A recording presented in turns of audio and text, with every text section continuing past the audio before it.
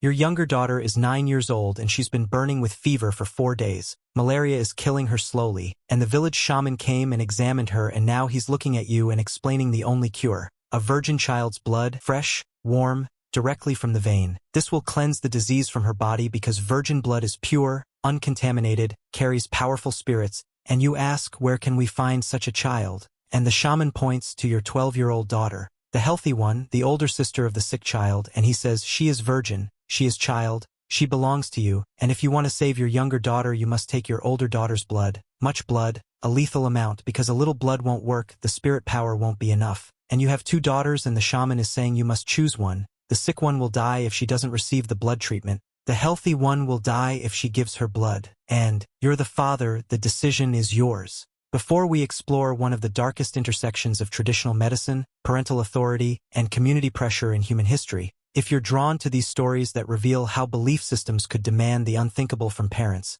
consider hitting that like button and subscribing. And please comment below to let me know where you're listening from, because understanding these historical practices, however horrifying, helps us recognize how far medical knowledge has progressed and how dangerous superstition becomes when combined with absolute parental power and community enforcement. You live in a remote village in the highlands of Papua New Guinea in 1823, in a region so isolated that contact with European colonizers won't happen for another 50 years, where traditional beliefs govern every aspect of life and death, and where malaria is a constant threat that kills children regularly because there's no quinine, no modern medicine, just the shamans and their spirit-based treatments that sometimes work and often don't. Your family consists of yourself, your wife Keela, and your 2 daughters, Maya who is 9 and Lila who is 12, and you farm taro and sweet potato on steep hillsides, barely producing enough to survive, and your daughters are everything, your future, your legacy, the ones who will care for you when you're old. Maya got sick 4 days ago, started with chills and headache, and by the 2nd day she was burning with fever, shaking violently, vomiting anything she tried to eat, and you recognized malaria immediately because you've seen it kill half the children in the village over your lifetime,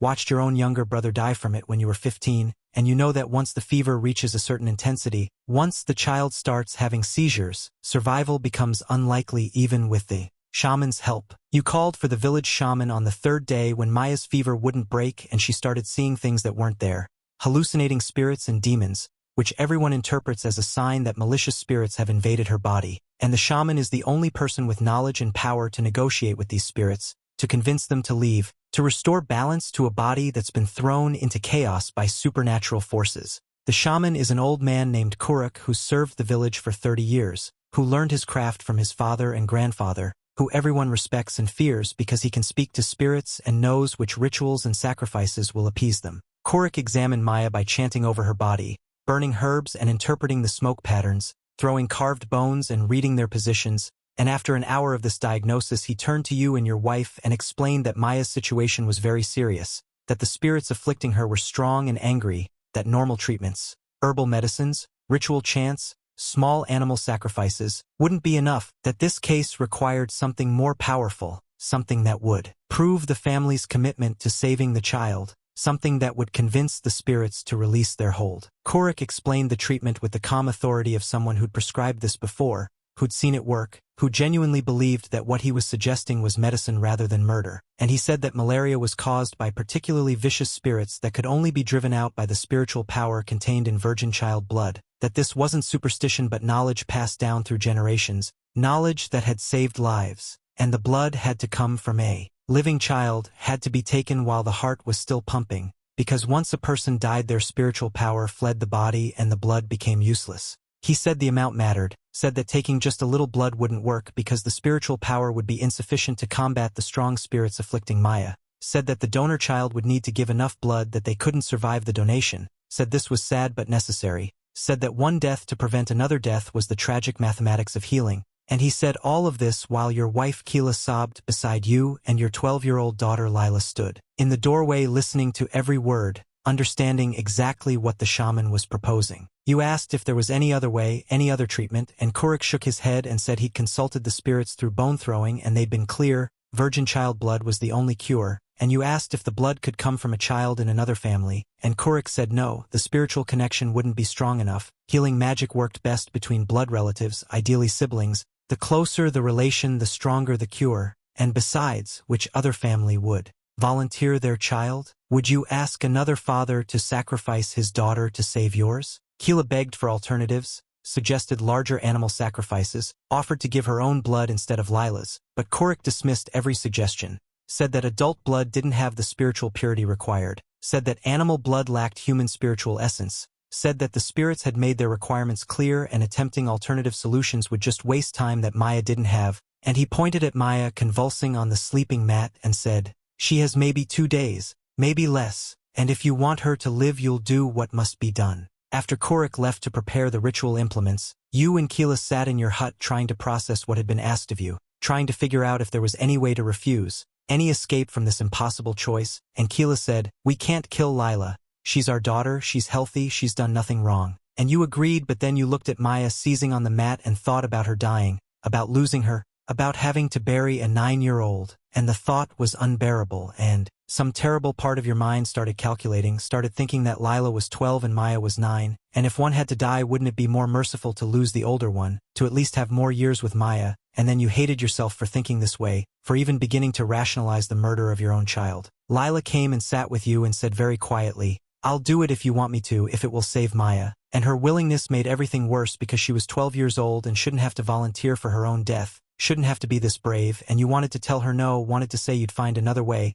but you didn't know what other way existed, didn't know how to refuse when the shaman had prescribed this cure, and the entire village would soon know and would judge your decision. You tried to think through the consequences of refusing, of saying no, we won't kill Lila, and you realized that refusal meant Maya would die from the malaria, and when she died the village would say you'd been given a cure and rejected it, would say Maya's death was your fault for prioritizing one daughter over the other, for being too weak or selfish to make the hard choice, and there might be social consequences. The family could be shamed or even expelled from the village for defying the shaman's wisdom, for allowing bad spirits to take a child when a treatment had been available. But agreeing meant killing Lila, meant taking your own daughter and cutting her throat and collecting her blood and watching her die, and you didn't know if you could do that, didn't know if any parent could do that regardless of what the shaman prescribed, and you spent the night sleepless, holding Keela who cried until she had no tears left, and watching both daughters, Maya unconscious and burning with fever, Lila awake and terrified but trying to be brave, and by morning you still hadn't decided, still didn't know which choice you could live with, which daughter you could survive losing. By sunrise the entire village knew about Korik's prescription, knew that you'd been told to sacrifice Lila to save Maya, and people started gathering outside your hut, 30 or 40 villagers, all with opinions about what you should do, and the consensus was clear: you should follow the shaman's instructions, should make the sacrifice, because the shaman spoke with the authority of the spirits, and refusing him meant inviting spiritual disaster not just on your family but on the entire village. And in communities this small, and this dependent on spiritual protection, one family's refusal to appease angry spirits could endanger everyone. The village chief entered your hut and sat across from you and explained very calmly that he understood this was difficult but that Korik's wisdom couldn't be questioned, that shamans had knowledge passed down through generations, knowledge that had saved many lives, and if Korik said virgin child blood would cure Maya then it would, and refusing the treatment would be both foolish and selfish, would prioritize your squeamishness over your daughter's life, and the chief made clear that there would be consequences for refusal, that the village might decide your family could no longer be trusted to make proper decisions, might force you to leave, and leaving the village meant certain death because surviving alone in the highlands was impossible. Several elder women came to counsel Keela, told her that they'd all lost children, that child death was common and expected, that mothers had to be strong and accept what couldn't be changed, and one old woman said she'd lost 5 of her 8 children and you just learned to endure it, learned that crying didn't bring them back, and she said, "At least you get to choose which daughter survives. That's more control than most mothers have," and this was supposed to be comforting, but it just made Keela sob harder because framing infanticide as a choice didn't make it less horrifying. Some villagers were more explicit in their pressure, said that if you didn't perform the ritual they would do it themselves, would take Lila by force if necessary because Maya's death would anger the spirits and those angry spirits might attack other children, might cause more illness to sweep through the village, and protecting the community meant sometimes making individual sacrifices, and Lila was just one girl. Her death would be sad, but it would save Maya and potentially prevent a larger epidemic, and this communal calculus reduced your daughter to a preventative sacrifice, a price worth paying for village security. The most heartbreaking aspect was Lila's acceptance, the way she'd internalized the cultural belief that children belonged to their parents and community, that her life wasn't really her own but was a resource to be used as the family and village decided. And she came to you the evening before the scheduled ritual and said, I'm not afraid, father. I'll be brave. Just make sure Maya gets better. Make sure my blood works, and her willingness to die, her concern for her sister even as she faced her own murder, broke something in you because no 12-year-old should be this resigned to death, should accept with such calm that her father was going to kill her. She asked if it would hurt and you lied and said no, said it would be quick, but you'd seen enough throat-cutting of animals to know it would be agonizing, that she'd be conscious for perhaps 30 seconds while drowning in her own blood, and those seconds would be an eternity of pain and terror. But telling her the truth seemed cruel when she was trying so hard to be brave, and so you lied and held her and told her it would be like falling asleep, peaceful, and she believed you or pretended to, because what choice did she have? Keela couldn't look at Lila, couldn't face the daughter she was about to lose, and this avoidance hurt Lila visibly, made her seek out her mother's attention and affection, made her ask, "Are you angry with me, mother?" And Keela sobbed and said, "No, never angry, I love you." But she still couldn't hold her, couldn't touch her, because touching her made it real, made it impossible to pretend this wasn't about to happen, and Lila spent her last day alive being avoided by the mother she needed most, and this emotional abandonment was its own cruelty on top of the physical death that was coming. Maya remained unconscious through all of this, burning with fever, occasionally seizing, and you found yourself resenting her, hating her for being sick, for creating this situation, and then hating yourself for resenting a 9-year-old who hadn't chosen to get malaria, who wasn't responsible for the shaman's prescription or the village's pressure, and the emotional chaos of loving both daughters while being forced to choose between them was unbearable, and you understood that regardless of which daughter survived, you'd be destroyed, you'd never recover from this. The guilt would poison every remaining day. The morning came and Kuruk arrived with his ritual implements, obsidian blade that he'd sharpened specifically for this ceremony, carved wooden bowl to collect the blood, herbs and roots that would be burned during the chanting, and he explained the procedure calmly, methodically, said that Lila would lie on a mat in the center of the hut, that you as the father would hold the blade because the sacrifice had to come from the parent's hand for the spiritual connection to be strongest, that the cutting should be quick and deep across the throat, that the blood should be collected as it pumped out, and that Maya should drink it while it was still warm, while it still carried maximum spiritual potency. Lila was washed and dressed in clean clothes, white if possible because white symbolized spiritual purity, and she submitted to this preparation silently, didn't cry or protest, and watching her be prepared for slaughter like a sacrificial animal was surreal, was something your mind couldn't fully process, kept rejecting as impossible even as it happened right in front of you. The village elders gathered to witness the ritual. About 20 people crowded into and around your small hut, because important spiritual ceremonies required community observation, required witnesses who could verify that proper procedures were followed, that the spirits were shown appropriate respect. Kuruk positioned Lila on the mat, tilted her head back to expose her throat, and handed you the obsidian blade, and the weight of it in your hand felt impossible, felt like it weighed more than any object should weigh, and Lila looked up at you and whispered, "I love you, father," and those words were meant to comfort you but they destroyed you, made your hand shake so violently you almost dropped the blade, and Kuruk steadied your hand and said, "It must be quick, hesitation causes more suffering, be strong for your daughter." And you realized that even this murder was being framed as fatherly care, as being strong for your child, as though cutting her throat was a form of love. The village held its breath waiting for you to make the cut, and you looked down at Lila's throat, at the pulse visible beneath her skin, at the life that was about to end, and you thought about refusing, about throwing down the blade and saying no, but you saw Maya dying on the mat beside you and heard the village's breathing and felt the weight of all the social pressure and spiritual belief, and you made the cut, deep and fast like Kuruk had instructed, and Lila's eyes went wide with shock and pain, and her hands came up to her throat instinctively, and blood pumped between her fingers, and Kuruk shoved the wooden bowl under her neck to catch it, and Lila made horrible gurgling sounds and her legs kicked, and she looked at you with betrayal and terror, and you wanted to die, wanted the earth to open and swallow you because what you'd just done was unforgivable regardless of the reasons. Lila died in about 45 seconds, though it felt like hours, died looking at you with eyes that went from terrified to confused to empty, and the blood filled the bowl, and Kuruk immediately brought it to Maya and forced it between her lips, and Maya was barely conscious but reflexively swallowed, and blood ran down her chin and onto her chest, and Keela collapsed screaming, and you dropped the blade and looked at your hands covered in your daughter's blood and understood that you'd just committed murder, that regardless of what the village called it, regardless of the spiritual justifications, you'd killed your own child. Maya didn't improve immediately, continued burning with fever for 2 more days, and you spent those days in a state of shock, unable to eat or sleep or speak, replaying Lila's death constantly, seeing her eyes every time you closed your own,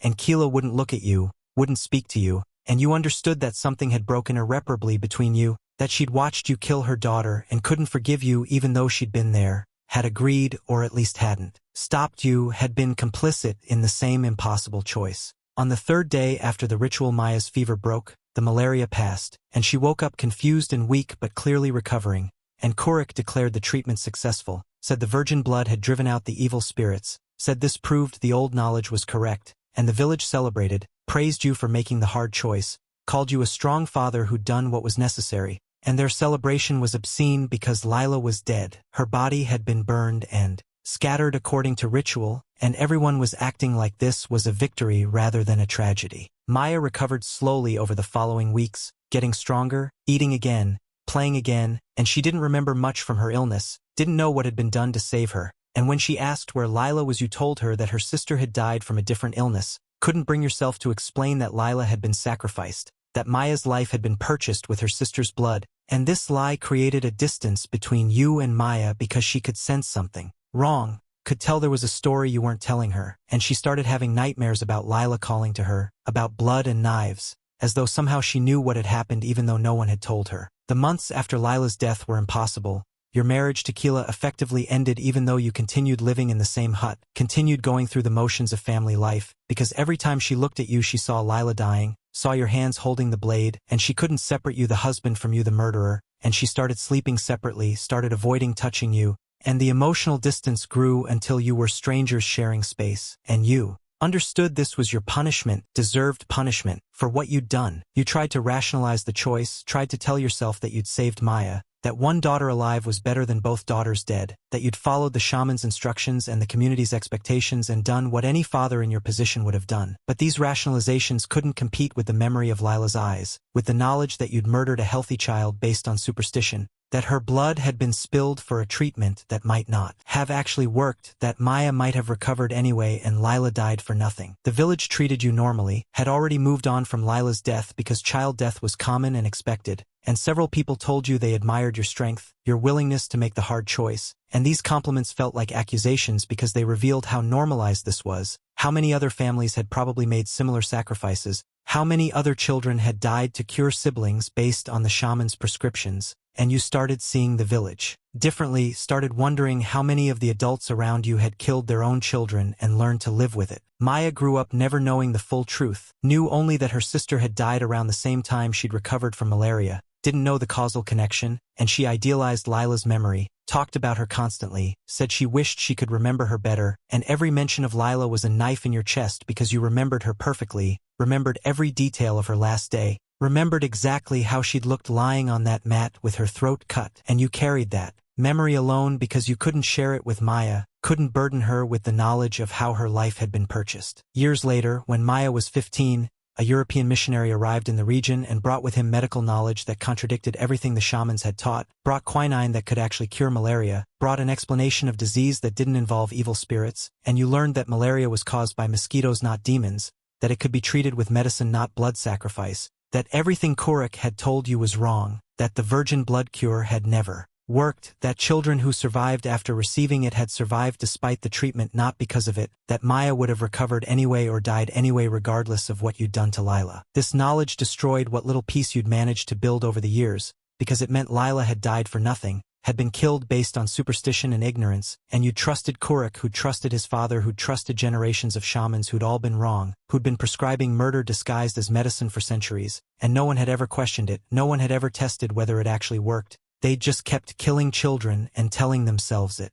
was healing, and you were part of that chain, you'd participated in that system, and Lila's blood was on your hands literally and metaphorically. You confronted Kurik, now an old man near death, and demanded to know if he'd ever actually seen the virgin blood cure work, if he had any evidence beyond tradition and belief, and he became angry, said questioning the old knowledge was disrespectful, said the spirits had proven themselves over generations, but when you pressed him he admitted he didn't know how many children had survived after the treatment versus how many had died anyway, admitted he'd never kept records, never compared, outcomes had just assumed that the survivors proved the treatment worked while the deaths meant the treatment had been performed too late or the spirits were particularly angry, and you realized he'd been operating on faith not knowledge, had been so confident prescribing murder because he genuinely believed it was medicine. You lived another 20 years after Lila's death, lived long enough to see the missionaries establish a medical clinic, long enough to see malaria deaths drop dramatically once quinine became available, long enough to see shamanic medicine discredited and abandoned by the younger generation, and this progress was good but came too late for Lila,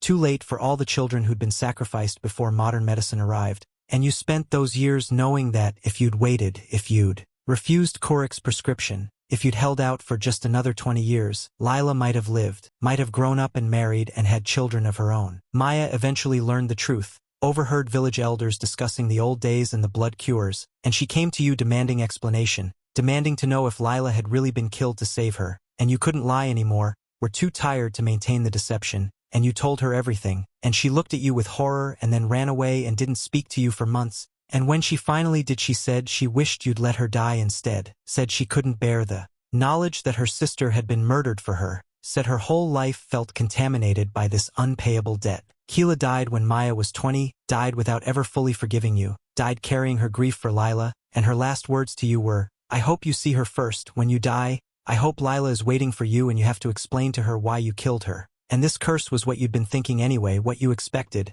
that death would mean facing Lila and having no justification that would satisfy her, no explanation that would make sense of why you'd cut her throat while she looked at you with trusting eyes. You died at 63, old for the region, having outlived both your wife and one of your daughters, and your last thoughts were of Lila, wondering if the missionaries were right and there was no afterlife, no spirits, no place where the dead went, because if they were right then Lila was just gone, had ceased to exist in that moment when your blade opened her throat, and all the spiritual justification for her death was meaningless. She'd been killed for nothing and nothing had survived of her but your memories and your guilt, and if they were wrong and there was an afterlife then you'd have to face her and explain why you'd chosen to believe a shaman instead of protecting your daughter, and either way there was no peace, no forgiveness, just the memory of her eyes and the weight of the choice you'd made. The practice of using virgin child blood as a supposed cure for various diseases appeared in multiple cultures across history, documented in parts of Papua New Guinea, remote regions of Africa, some indigenous communities in South America, and even in medieval Europe where blood was sometimes prescribed as cure for leprosy and epilepsy. These practices emerged from pre-scientific medical systems that understood disease through spiritual frameworks, that believed illness was caused by demons or curses or spiritual imbalance, and that healing required spiritually powerful substances, and virgin child blood, being associated with innocence and purity, was believed to carry maximum spiritual potency. The tragedy of these practices was that they persisted because humans are pattern-seeking creatures who see causation where none exists. When a sick child received the blood treatment and survived, communities remembered this as evidence the treatment worked, but when children died anyway, the death was attributed to the treatment being performed too late or the spirits being too angry,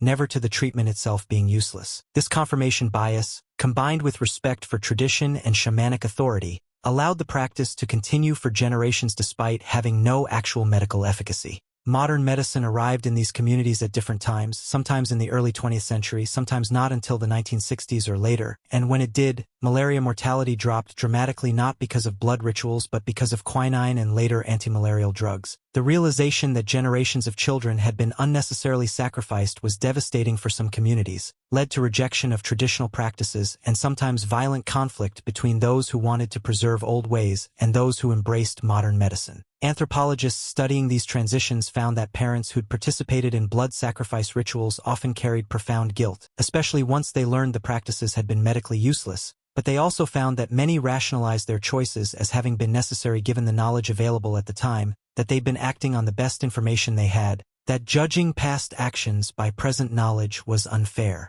But for the parents themselves, like the father in this story, such rationalizations rarely provided comfort, and many carried the trauma until death. The story raises difficult questions about cultural relativism, about whether practices that emerge from genuine belief should be judged by outside standards, whether the father in this story was a murderer or a victim of his own cultural circumstances, whether following community expectations and shamanic authority constitutes a defense for killing your own child. There are no easy answers, just the reality that belief systems matter, that what people think is true shapes what they're willing to do, and that the difference between medicine and murder sometimes depends entirely on whether the treatment actually works.